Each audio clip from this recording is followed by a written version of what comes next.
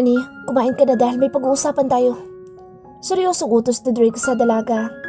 Tayong dalawa lang? Tanong ni Cherry sa kanya. Oo, kaya bilisan mo na at doon tayo mag-uusap sa bahay ko. Ano Drake at kumagat ulit ito ng pizza na gawa niya.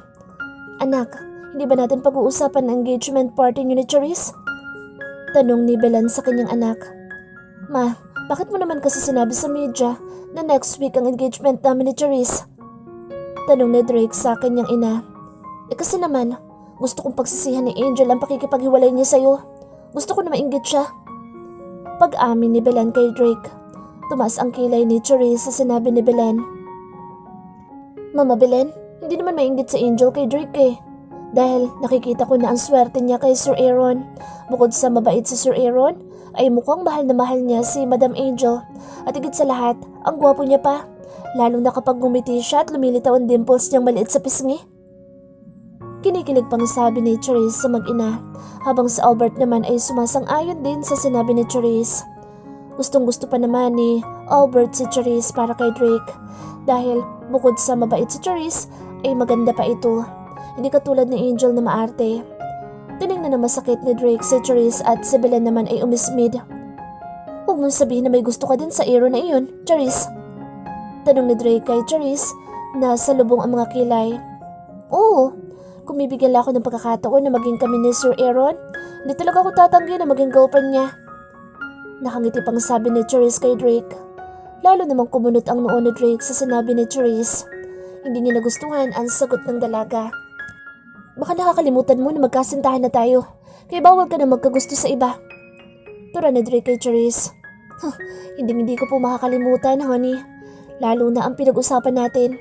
Pero hindi ako papayag sa engagement party na sinasabi niyo. Sa susunod na linggo, ano na lang ang sasabihin nila tito, tita at Giselle? Nakaraang araw lang tayo naging magkasintahan tapos engagement agad. Ano, sa sunod kasal na? Hindi pwede yun. Reklamo ni Cherries kay Drake. Pasalamat ka at pumayag ako na ma-engage ka sa anak ko. Tapos magre-reklamo ka dyan? Tas kilay na sabi ni Belen sa dalaga. Abay utang na loob ko pa yun. Wala ngang singsing na ibinibigay sa akin ng anak niyo tapos magpapa-engage ako sa kanya. Taas kilay na sabi ni Cherries sa ina ni Drake. Napapansin ni Drake na parang malaki ang pinagbago ni Cherries. Hindi na ito ang dati na mahina ang common sense. May kaba na naman siya na naramdaman sa kanyang puso. Kung ang singsing ang pinoproblema mo, bukas bibili ako. Sagot ni Drake sa dalaga. Pwede namang fake na singsing ang bilhin mo, Drake. Baka masayang lang kapag gold o diamond ang bibilhin mo. Sabi ni Belen sabay tingin nito kay Cherries nang mapang-uyam. Sa inyo lang po mama, Belen, nababagay ang fake na alahas. Fake din po kasi ang ugali niyo. Walang prenong sabi ni Cherries dahil naiinis na siya sa mga patutsada ng ginang sa kanya. Tingnan mo, ipinalit mo kay Angel Drake. Ang tabil ng dila. Ay, Albert, halika na nga sa sala at hilutin mong ulo ko dahil na-stress ako sa babaeng ito. Ani Belen at tumayo. Bago pa siyang nagmarcha ay binalingan pa nito si Cherries. I don't like you, Iha. I don't like you too, Mama Belen. Nakangiti namang sabi ni Cherries sa ginang. Inirapan siya nito at umalis na kasama si Albert. Mabuti ba yung pinapatulan mo si Mama, honey? Tanong ni Drake sa kanya. Humaba ang huso ni Cherries at sinagot niya si Drake. Hindi, pero kapatol-patol naman po talaga ang mama niyo. Kala niya naman totoo na boyfriend kita. Kung alam niya lang na hindi kita gusto, no? Nagsalubong naman ang kilay na Drake sa sinabi ni Cherries. At sino gusto mo? Si Roy mong hindi mapagkakatiwalaan? O si Aaron na hindi rin maaasahan? Ay naku Sir Drake, tanggap ko na ipinalit ako ni Roy sa grapatang babaeng iyon. Hindi lang naman siya ang lalaki sa mundo. Isa pa, tsak na marami magkakagusto sa akin. Unay bata pa ako kaysa tingnan sa tikling na grapatang babaeng iyon na ang dibdib ay parang sumisibol na bunga ng bayabas. Tapos ako maganda at higit sa lahat, matalino. Papuri ni Cherries sa kanyang sarili kay Drake. Muntik nang mabulunan ng juice sa Drake sa uling sinabi ni Cherries. Kung tapos ka na, halika na sa bahay. Yaya na Drake at tumayo na. Tumayo na din si Cherries nang nakasimangot. Sumunod siya kay Drake at nagtungo na sila sa bahay ng binata na katabi lang din ng bahay ni Belen. Wow, ang cute naman ng bahay niyo, sir. Isang tao lang talagang pwedeng tumira. Ani Charis nang pumasok na sila sa bahay ni Drake. Isang sir mo pa, hahalikan na kita. Sinabi ko nang sanayin mo na ang sarili mo na tawagin akong honey. Banta ni Drake sa kanya. Oo na honey, hayaan niyo po't masasanay din ako. Pero ano po bang balak niyo, Sir Drake? Honey, hanggang kailan ba tayo magpapanggap? Mukhang wala naman yata ang pag-asa na magkabalikan pa kayo ni Ma'am Angel. Tanong ni Charis. Naiinip ka na ba sa pagpapanggap natin? Maupo ka. Kukunin ko lang ang kontrata natin. Ana Drake at pumasok ito sa kanyang silid. Wala man lang talagang ka-sweet-sweet ang dragon. Bulong ni Charis sa kanyang sarili. Maya-maya pa'y lumabas na si Drake at dala na nito ang papel na may kontrata na pinagkasunduan nilang dalawa. Ito ang kopya ng kontrata at ito naman ang sakin. May pirma na yan ng attorney. Sabay abot ni Drake ng papel kay Charis. Kinuha iyon ni Charis at binasa. Anong plano mo sa engagement party? Tsak na magugulat si na tito at tita sa biglaang desisyon natin. Saka paano natin yan malulusutan? Ako nang bahalang magpaliwanag sa pamilya mo. Basta walang dapat makakaalam na nagpapanggap lang tayo. Saka na lang natin isipin kung anong gagawin natin pagkatapos ng engagement party. Ana Drake. Kibit-balikat na lang ang sagot ni Charis sa binata. Uwi na po ako, baka magtaka na naman sina tito at tita kapag late na ako umuwi. Sabay tayo ni Charis. Ihatid na kita sa inyo para hindi sila mag-alala. Alok ni Drake at kinuha ang jacket niya. Huwag na po, sasakay na lang po ako ng taxi. Tanggi ni Charis sa binata. Ang totoo ay nakakaramdam siya ng pagkailang kay Drake. Ang bilis na naman ang tibok ng kanyang puso kapag kasama niya ang binata. Ngunit hindi naman sinunod ni Drake ang kanyang sinabi. Bagkus ay nawakan na siya nito sa pulsuhan at hinila sa labas hanggang sa nakarating sila sa sakyan ni Drake. Binuksan na Drake ang pintuan ng kanyang sakyan at pinasakay na si Charis. Hinatid niya ang dalaga sa bahay nito para makasigurado niya na ligtas ang dalaga sa pag-uwi nito. Hinatid ni Drake si Charis sa bahay nito at sinabi niya sa pamilya ni Charis ang tungkol sa pagpapakasal nila. Tito, tita, gusto ko sanang hingi ng kamay ni Charis sa inyo. Seryosong sabi ni Drake sa mga ito. Nakaupo sila sa sofa habang nag-uusap-usap. Nanlaki ang mga mata ni Charis nang marinig ang pahayag ni Drake sa sinabi nito sa kanyang tiyahin at tiyuhin. Teka mahal kong dragon, sinong matinong tao ang hihingi ng kamay ko? Huwag kang patay gutom sa kamay, oy. Hindi pa ba sapat ang kamay mo at pati ang kamay ko'y gusto mong hingin kina tito at tita? Ay, siya nga. Wala sa sariling bulalas na Aling Linda sa sinabi ng kanyang pamangkin. Ang ibig sabihin ni Drake, Charis, ay gusto niyang hilingin ang kamay. Natigil ang sasabihin ni Aling Linda kay Charis nang ma-realize nito na gustong pakasalan ni Drake si Charis. Ibig mo sabihin, gusto mong pakasalan si Charis? Nanlalaking mata ni Aling Linda na tanong kay Drake. Tumangutango lang si Drake sa tanong ni Aling Linda sa kanya. Iho, baka naman nabigla ka lang. Alam mo naman ang pamangkin ko. Maganda lang pero... Natigil ang sasabihin ni Mang Ben nang sikuhin siya ni Aling Linda. Nakikinig lang si Charis habang nakasimangot sa pinag-uusapan nila. Seryoso po ako, Sir Ma'am. Gusto kong pakasalan ang pamangkin niyo. Kung hindi po kayo tumututol ay sa susunod na linggo ang engagement namin. Seryosong tura ni Drake sa kanila. Nagkatitigan na mag-asawa at hindi nila lubos akalain na mayroong seryosong lalaki na magpapakasal sa kanilang pamangkin kahit na mahina ang common sense nito. Akala ko pa naman puputulin mo ng kamay ko. Yun pala'y nagpapaalam ka na pakasalan ako.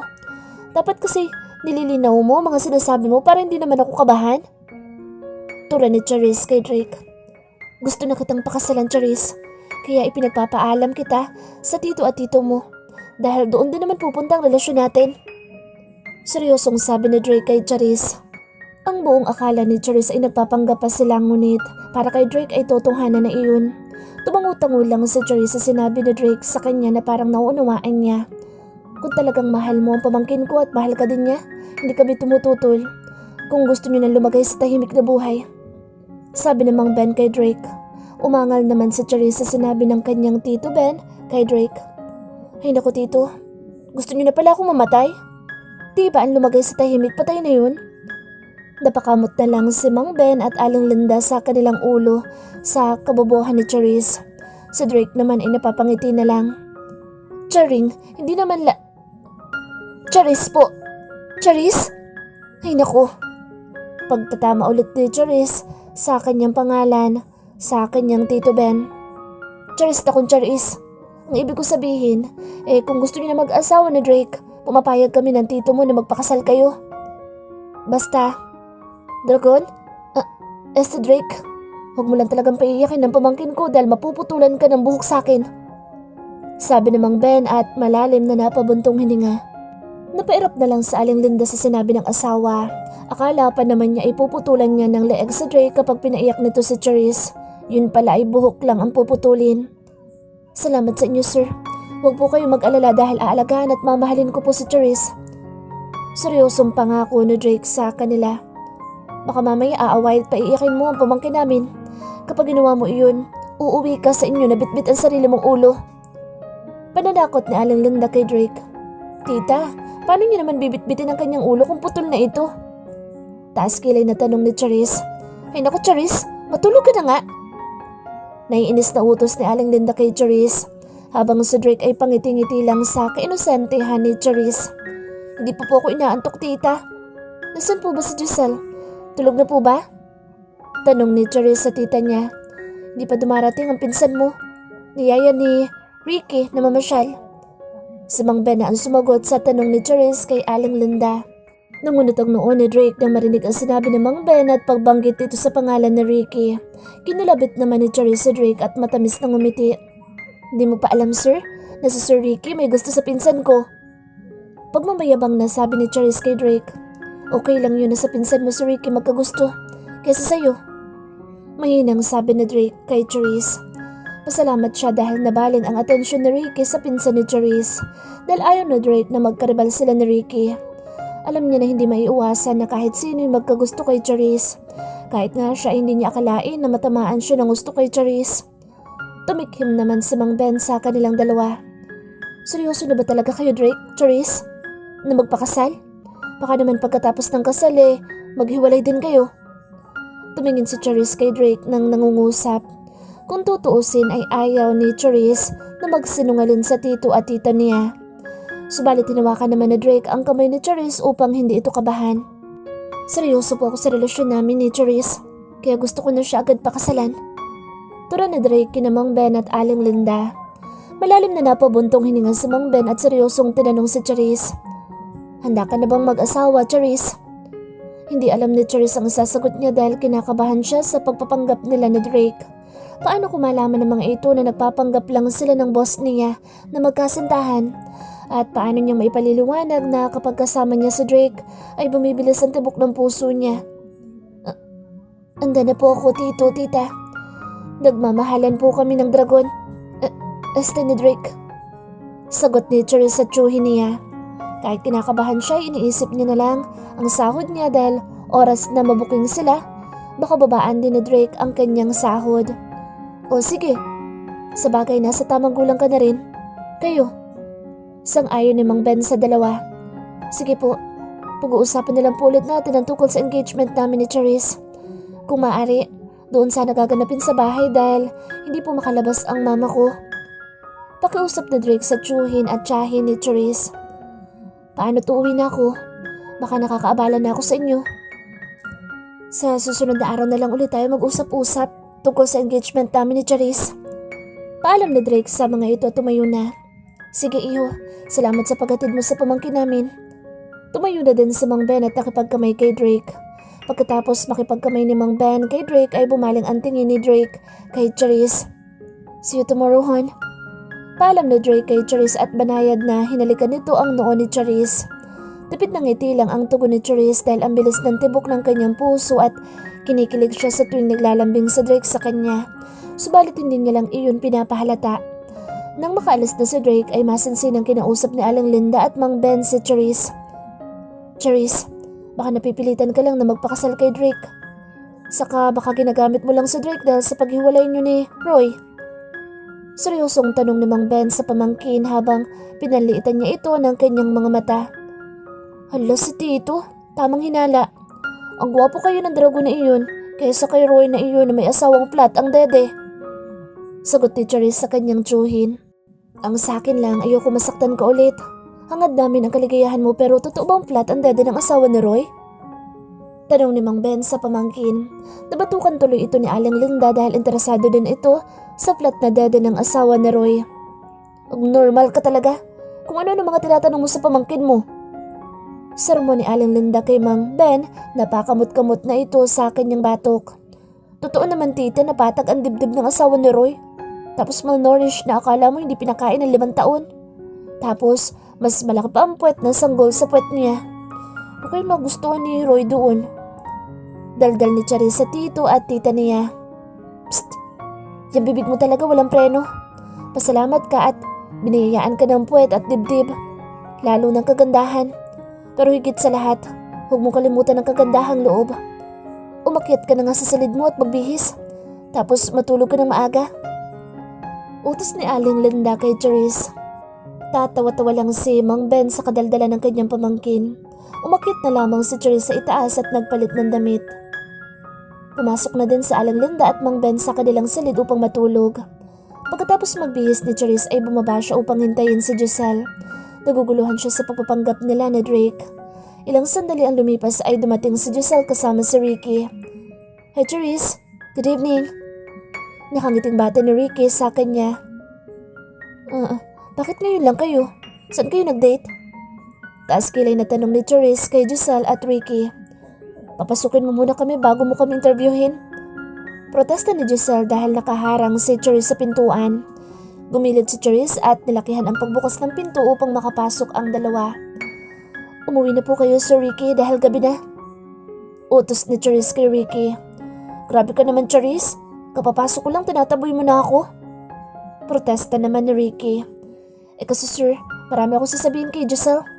Saka gabi na kaya umuwi na kayo. Walang planong pagtataboy ni Charis kay Ricky. Sige Giselle, uwi na ako, tinataboy na ako ng pinsan mo. Paalam na lang ni Ricky kay Giselle. Pagpasensyahan mo ng pinsan ko Ricky. Namiss lang ako niyan. Salamat sa panlilibre mo ng hapunan. Nakangiting tugon ni Giselle. Nagpaalam na rin si Ricky kay Charis bago ito umalis. Nang umalis na si Ricky ay umakyat naman si Giselle at Charis sa itaas. Sumunod si Charis sa silid ni Giselle. Sabi ko na nga ba at ikaw ang tinutukoy ni Sir Ricky, Giselle? Saan ba kayo pumunta? Pangulit na tanong ni Charis kay Giselle. Nagbihis muna ng damit si Giselle bago naupo sa kanyang kama sa tabi ni Charis. Kumain lang kami sa isang restaurant. Kayo ni Drake, kumusta? Tanong ni Giselle sa kanya. May kung anong bahagi sa puso ni Charis kapag naririnig niya ang pangalan ni Drake. Giselle, may gusto ako sabihin ngunit nangako ako kay Sir Drake na walang makakaalam sa secret namin. Simula ni Charis na sabi kay Giselle. Sabihin mo sa akin dahil hindi ko naman sasabihin sa iba kung anong sekreto niyong dalawa. Pangungumbinsi ni Giselle kay Charis. Kinakabahan siya sa sinasabing sekreto ni Drake at Charis. Iniisip ni Giselle na baka naisuko na ni Charis ang bandera ng Lawerta ni Charis kay Drake. Sumimangot si Charis dahil ayaw naman niyang masira ang tiwala ng boss niya sa kanya. Higit sa lahat, ayaw niyang mabawasan ang sahod niya. Umalik na lang siya kay Giselle at humikab. Inaantok na ako Giselle, bukas na lang tayo mag-usap.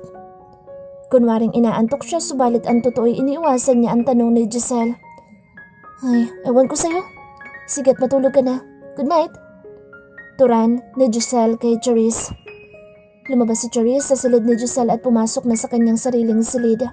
Humiga siya at pumikit ng kanyang mga mata. Subalit hindi pa rin siya tinatabla ng antok dahil pumapasok sa isip niya si Drake at nakikita niya ang gwapong mukha ni Drake. Samantala, si Drake naman pagdating niya sa kanyang bahay ay nagtimpla siya ng tea at kampanteng umupo sa bench sa may hardin sa harap ng swimming pool. Hindi siya inaantok at malamig ang hampas ng hangin sa kanyang katawan. Sa ganoon siyang sitwasyon nang nilapitan siya ni Belen. Bakit hindi ka pa rin natutulog, iho? Tanong nito sa kanya. Ikaw pala ma. Bakit kasing pa kayo? Tanong ni Drake at humigop ng tea. Hindi ako makatulog at naiisip ko noong bata ka pa.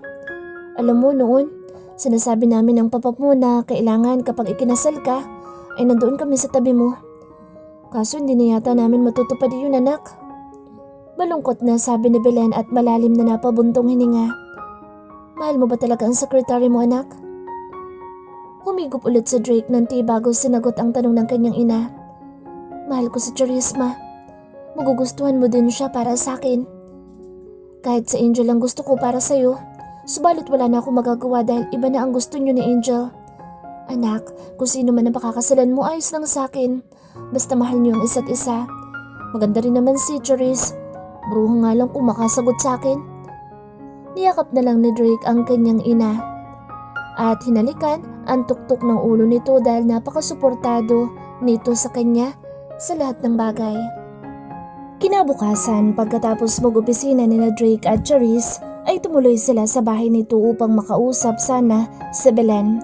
Subalit ayaw ni Belen na makipagharap kay Drake kapag kasama ni Drake si Charis. Namasyal na lang muna si Charis at Drake sa dagat at nag-usap. Nang magsawa sila ay hinatid ni Drake si Charis sa bahay nito. Naabutan naman nila si Ricky sa sala. "Oh, anong ginagawa mo dito?" Tanong ni Drake kay Ricky. "Umakyat ng ligaw." Ngiti namang sagot ni Ricky sa kanya. Nangunot ang noo ni Drake sa sagot ng kaibigan. "Sir, si Giselle ang nililigawan mo?" Excited na tanong ni Charis at naupo sa tapat ni Ricky. Si Drake naman ay naupo sa tabi nito. Hindi pa nakakasagot si Ricky ay sumabat na si Giselle na galing sa kusina at may dala itong juice at sandwich. "Saan ka galing at ngayon ka lang?" Tanong ni Giselle sa kanya. "Good evening, Giselle. Galing kami sa bahay ni Charis. Nasaan ang mga magulang mo?" Tanong ni Drake kay Giselle. "Bumili si Papa ng alak. Si Mama naman nasa kusina." Sagot ni Giselle at naupo sa tabi ni Charis. Tumangutango lang sa Drake kay Giselle. "Dude, seryoso ka ba talaga kay Charis?" Panunod yung tanong ni Ricky kay Drake. Pinandilatan niya si Ricky ng mata na ibig sabihin ay manahimik. Samantalang si Charis naman ay panay siko kay Giselle. "Pinsan, inaakitan ka ng ligaw ni Sir Ricky? Bakit nandito kayo sa ibaba?" Parang ang sarap tapalan ng sandwich ni Giselle ang bunganga ni Charis para manahimik ito. Si Drake at Ricky naman ay napapangiti sa tanong ni Charis. "Ibig ko sabihin, Charis, nandito ako para manligaw sa pinsan mo." Paliwanag ni Ricky sa dalaga. Sabi mo kasi umakit ka ng ligaw. Akala ko naman sa itaas ka maliligaw kay Giselle." Inosenteng sabi ni Charis. "Drake, sigurado ka ba talaga dito sa pinsan ko?" Paniguradong tanong ni Giselle kay Drake dahil gusto niya lang malaman kung talagang gusto ni Drake si Charis kahit mahina ang common sense nito. "Hoy Giselle, hindi lang sigurado si Sir Drake sa akin kundi siguradong sigurado." Agad namang sagot ni Charis sa pinsan niya. "Seryoso ako kay Charis, Giselle. Kaya nga nandito ako para sana sabihin sa inyo na sa susunod na linggo ay engagement party namin ni Charis." Pahayag ni Drake. Sakto naman paglabas ni Aling Linda sa kusina at may dala itong isang pitson ng juice at isang pinggan ng sandwich. Dahil narinig niya sa kusina ang boses ni Charis. Tapos na kasi silang maghapunan at midnight snack itong kakainin nila. "Anong sabi mo? Gwapong dragon? Engagement party niyo ni Charis?" Tanong ni Aling Linda kay Drake. Inilapag nito ang dalang juice at pinggan na may sandwich sa lamesa sa harapan ng mga ito. Tumayo si Drake para batiin sa Aling Linda. "Magandang gabi po, ma'am." Bati ni Drake at yumuko bilang paggalang. "Salamat. Maupo ka at gusto ko malaman ang engagement na sinasabi mo." Tura ni Aling Linda kahit sinabi naman na ito ni Drake sa kanila kagabi. Naupo ang binata at kahit sina Ricky at Giselle ay bahagya ding nagulat sa sinabi ni Drake na engagement party nila ni Charis sa susunod na linggo. Hindi kasi alam ni Giselle at Ricky ang tungkol sa engagement ni Drake at Charis. "Seryoso ka, bro?" Hindi makapaniwalang tanong ni Ricky. Maya-maya pa'y dumating si Mang Ben at may dala na itong alak. "Aba, mukhang dalawa na ang bisita ko ah." "Andito pala si Mr. Mendez." Ngiting sabi ni Mang Ben. Kanina pa si Ricky sa bahay nila Giselle dahil sinundo ni Ricky si Giselle sa paaralan at hinatid ang dalaga sa bahay nito. Gustong subukan ni Mang Ben si Ricky kaya bumili siya ng alak. "Magandang gabi po, sir.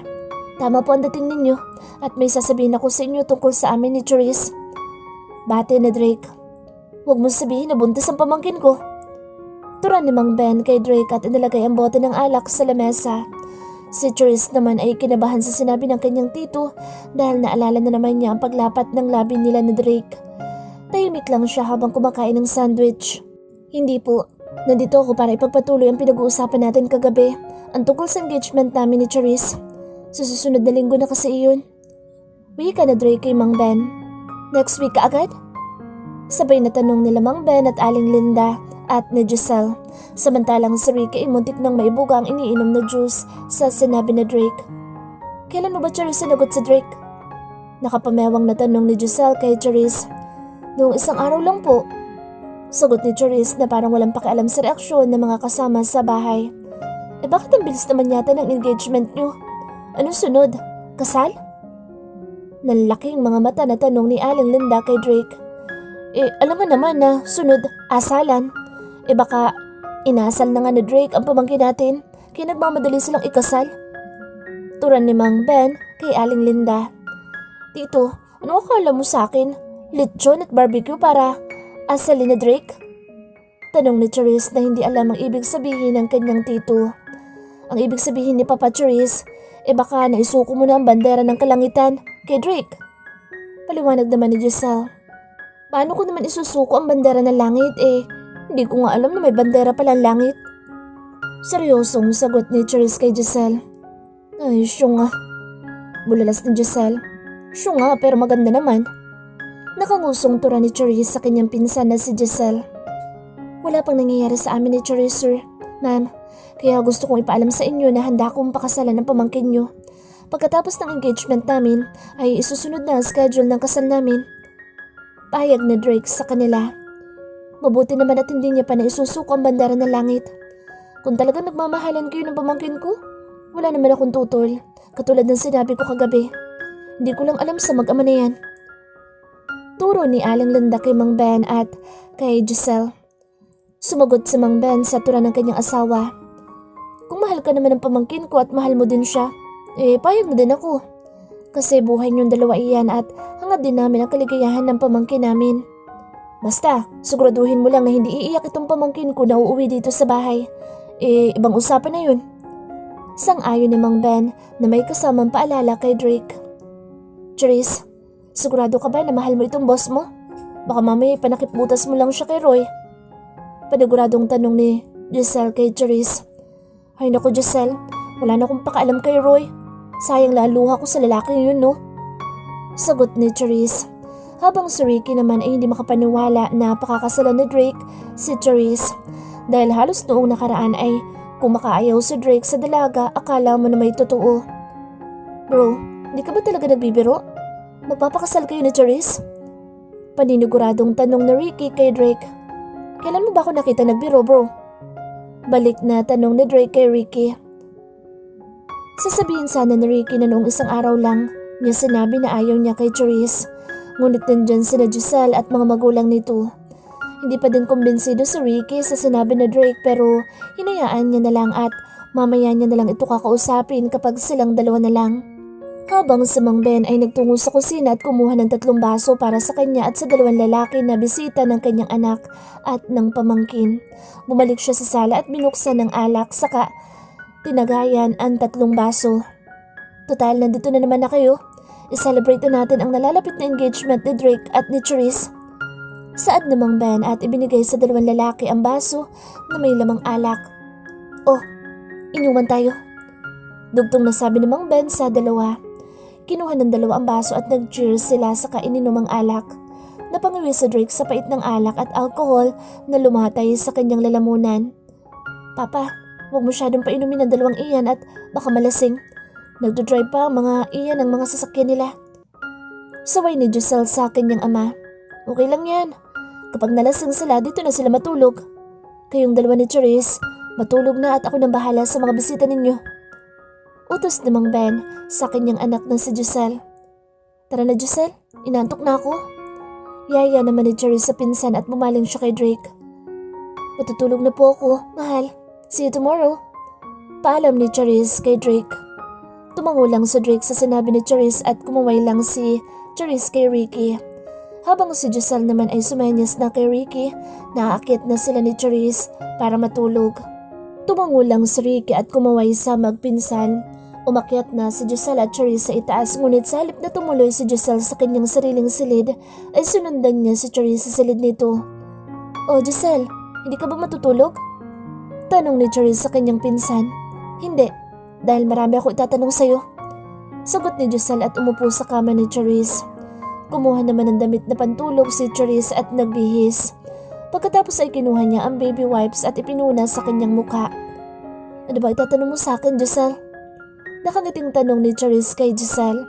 Pinagmasdan siya ng mabuti ni Giselle at nakita nito ang kislap sa kanyang mga mata.